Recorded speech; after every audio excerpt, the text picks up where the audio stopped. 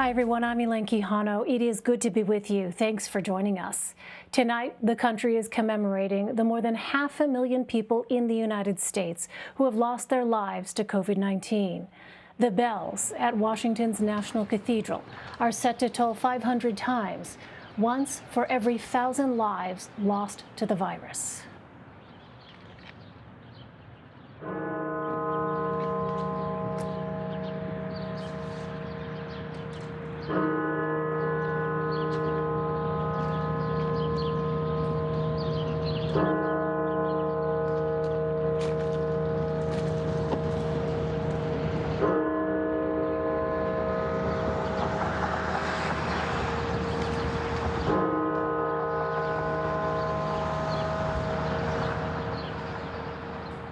In the 6 p.m. Eastern hour, President Biden is set to speak from the White House, addressing the pandemic's toll. He is issuing a presidential proclamation ordering flags to be lowered to half staff for 5 days in remembrance of the 500,000. It comes as the state of the public health crisis appears to be improving. New hospitalizations from COVID are down 62% nationwide from last month, but top infectious disease expert Dr. Anthony Fauci warns now is not the time to let down our guard. This is a horrible landmark that we've now reached. And even though the numbers are coming down, as you've shown on the deflection of cases and hospitalizations, we really can't declare victory quite yet, because we have vaccines that clearly are the light at the end of the tunnel. But we know that there are variants out there. Meantime, President Biden announced changes Monday to the Paycheck Protection Program. The government has opened a 2-week window for businesses with fewer than 20 employees to apply for forgivable loans that many, especially women and people of color, missed out on before. The president is also urging lawmakers to pass his COVID relief plan, speaking specifically to those opposed to its size. Is a starting point, not the ending point. Critics say the plan is too big. Let me ask them a rhetorical question. What would you have me cut? What would you leave out? The American Rescue Plan targets $50 billion to support the hardest hit small businesses after this program expires at the end of March. Would you not help invest in them? Would you let them continue to go under? Would you leave them out again, like the previous administration did? Nancy Cordes, Ed O'Keefe, and Eugene Daniels join me now. Nancy is CBS News Chief White House Correspondent. Ed is our CBS News Senior White House and Political Correspondent. And Eugene is a White House correspondent and co-author of Politico's Playbook newsletter. Welcome. It is good to see you all. Ed, let me begin with you. Right after that clip that we played, President Biden did express some openness to ways to lower the cost of his plan. And you asked White House Press Secretary Jen Psaki about that this afternoon. Let's listen to that. The COVID bill, the President talked a little while ago about it and noted that there are some concerns about the size of the price tag and asked, what would you cut? Would the White House be okay if it went north of $1.9 trillion for whatever reason? Well, I think the president proposed the $1.9 trillion size because he felt those were the components that were needed to meet the moment we're facing. And certainly, he looks to Congress to negotiate through what can be added or subtracted from that package. But he had the key priority components in it because that's what he felt would meet the moment. That's what health and economic experts were telling him. But so, Ed, what is the line that the Biden administration is trying to walk here? At this point, they're just hoping to get this thing passed and pass quickly. And, while it looks like it's skating towards passage in the House pretty easily later this week, at least that's the expectation, there still remain some big questions about what will happen to it once it gets over to the more closely divided Senate, where you're going to need every single Democratic vote and potentially still have an opportunity to pick up some Republican support. So there's questions about, to what extent, if at all, do you keep in talk of raising the minimum wage? Are there elements of the funding for schools or for cities and states that could potentially get changed? to reflect differences across the country, some municipalities that maybe are doing better or worse than others. But overall, this package is moving relatively intact towards the finish line, certainly in the House and probably in the Senate. Today, the Senate Majority Leader Chuck Schumer saying that the Congress overall is on course to get this to the president for his signature by March 14th, when unemployment benefits are set to expire. Well, Nancy, it's interesting. There's still some Democrats who may need to be convinced by the Biden administration if this bill raises the minimum wage. And this weekend, Senate Budget Committee Chair Bernie Sanders said that he is confident the parliamentarian will allow it to be included. But Nancy, is the party all on board?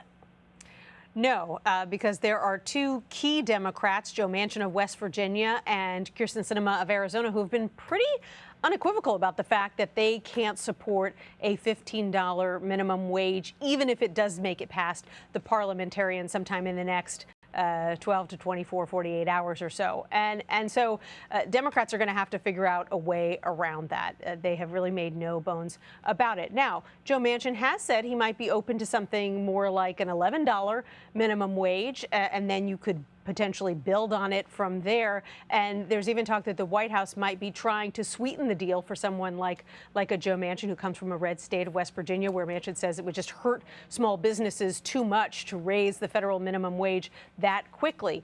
Well, the White House might try to sweeten the pot by adding in some more money, some more funding for those very small businesses to try to get Manchin on board with an $11 minimum wage. And already the president himself has been signaling in the past few weeks that he too would be open to a step-by-step approach like that. So everyone, it appears, seems to be laying the groundwork for the possibility of some kind of compromise position here that doesn't take you all the way to $15 an hour right away. This is the thing that we have been talking about for some time, that mid-March deadline that is so critical. And we know it's certainly been, of course, on President Biden's radar. Overall, more broadly, how are things looking to hit that? Looking pretty good. They got out of the House Budget Committee today with essentially a party line vote, expected to be taken up by what's called the House Rules Committee next. They're the ones that set the agenda for the floor and what exactly might potentially be allowed to be amended to this legislation. But Democratic leaders anticipate it would be by the end of the week, maybe over the weekend, that the House would pass this legislation. Again, we expect it to go on a mostly party line vote. I suppose the question is, are there any Democrats potentially who would not vote for it given the size and scope of the legislation? And from there, it heads to the Senate. What's unclear there, of course, is A, will conversation about a minimum wage increase be in the bill, or is that considered non-germane and therefore have to be taken out? If they have to change it, how does that happen? Does the bill get considered at all at the committee level, or does it go straight to the Senate for amendments and for changes? And if so, how does that upset potential Democrats and Republicans who might be inclined to try to support at least some of this? But we've seen very little movement to suggest that there is active wooing of Republicans who might somehow sign on to this, especially if it's going to pass the House with that minimum wage increase in it, as it appears it probably has to in order to get enough support. So, again, while it may be on a glide path this week in the House, keep an eye on the Senate beginning next week, when things could get quite interesting and various elements could get changed around. Eugene, I want to switch topics here on you. Later in the show, we're going to be discussing President Biden's Attorney General nominee. But I want to ask you, Eugene, about the growing opposition to Office of Management and Budget nominee Neera Tanden. There were some early indications that her confirmation was going to be difficult. Why did the administration go ahead with it? I think, you heard Jen Psaki, press secretary, today saying that President Biden likes Neera Tanden, thinks that she can do the job. She was kind of dodging a little bit when she was asked whether or not the president, what he thought about the tweets that everyone's so upset about, right? You have she, for 4 years during the Trump administration, on Twitter, criticized Republicans, also criticized some Democrats. Bernie Sanders brought that up to her at one point. And so this is something that they knew was coming. I think they thought they'd be able to keep things together a little bit longer. Joe Manchin, the first Democrat to say he would not be supporting her. And then you have Susan Collins, Mitt Romney do the same thing. And it's hard to see, if she doesn't have all 50 Democrats, where she finds these other Republican votes at this point. It doesn't seem, Chuck Schumer also said that, he thinks she's going to make it through. They're working to figure out how to get her some more votes, and the same thing with the White House. It's hard to see where those votes come from, right? Is she able to get some of the other Republicans who voted for a lot of her other counterparts? But it seems unlikely based on her history and that she was a partisan for quite some time, and these tweets are coming back to kind of, it looks like, possibly take her confirmation. Well, Eugene, I also want to ask you about the news from the Supreme Court this morning, ruling that New York prosecutors can access former President Trump's tax records. Now, he's promised to release them several times dating back to when he was a candidate. Let's listen to some of that. I'll release them when the audit's completed. Nobody would release when it's under audit. I've had audits for 15 or 16 years. Every year I have a routine audit. Under audit, when the audit's complete, I'll release them. I will release my tax returns against my lawyer's wishes when she releases her 33,000 emails that have been deleted. Well, I'm not releasing the tax returns because, as you know, they're under audit. The only one that cares about my tax returns are the reporters, okay? They're the only ones. Actually, I paid tax, and you'll see that as soon as my tax returns. It's under audit. They've been under audit for a long time. I look forward to releasing that. I look forward to releasing many things. I'm going to release many things, and people will be really shocked. All right, so Eugene, what comes next after this ruling? Well, one, someone is going to get to see these tax returns, right? It was a promise that, like you showed right there, that was made for years. The New York Times did some digging, and we were able to look at and see how much he had paid at some point. What happens now is it reports that the investigators for the district attorney's office in New York will take the records from the law firm that represents former President Trump's accountants. And then from there, they will kind of keep digging. What's happening in New York is something that I think everyone's kind of watching, right? It is a criminal investigation into President Trump, members of his family, and also their business dealings. And Vance, who is the district attorney there, has issued more than a dozen subpoenas, I think, in recent months, interviewing lots of witnesses, including employees of Deutsche Bank, who loaned President Trump, former President Trump, quite a bit of money, and one of his top lenders. So there's a lot moving in that area, that arena. We probably won't get our eyes on a bunch of it, especially like these tax returns. I think people are expecting all of a sudden reporters are going to be able to start looking at them and digging into them. That's not really how it's going to work unless there's some kind of leak from the district attorney's office. All right. No doubt people will be waiting to see if, in fact, there is any hint of information coming out of that office.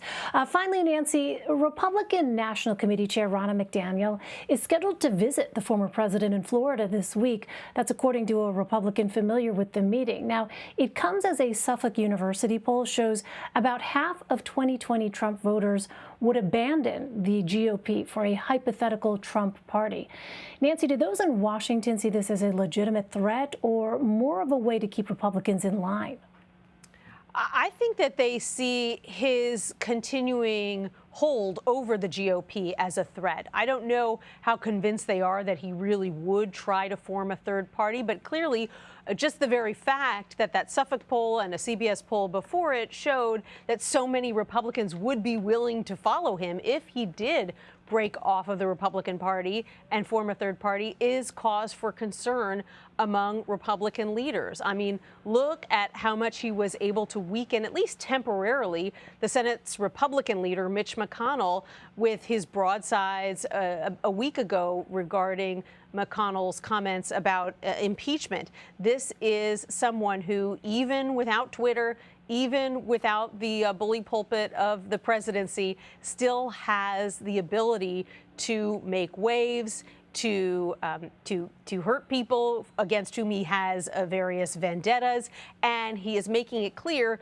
that he is not going away and he's not backing down. In fact, Axios just reported today that the president, when he speaks before CPAC, is going to say that he is the presumptive 2024 nominee for the Republican Party. So it's clear that he is someone who many Republican leaders obviously still feel that they need to make that pilgrimage to Florida and kind of kiss the ring before Ronna McDaniel, we saw Lindsey Graham heading down there, Kevin McCarthy, Steve Scalise. I mean, this is a man who just left office. It's not as if it's been a long time since they saw him and were able to speak to him. The fact that they are making these trips down to see him shows that they are, on one hand, wanting to pay their respects, stay in his good graces, and number two, keep him in the fold and keep this from becoming a circular firing squad.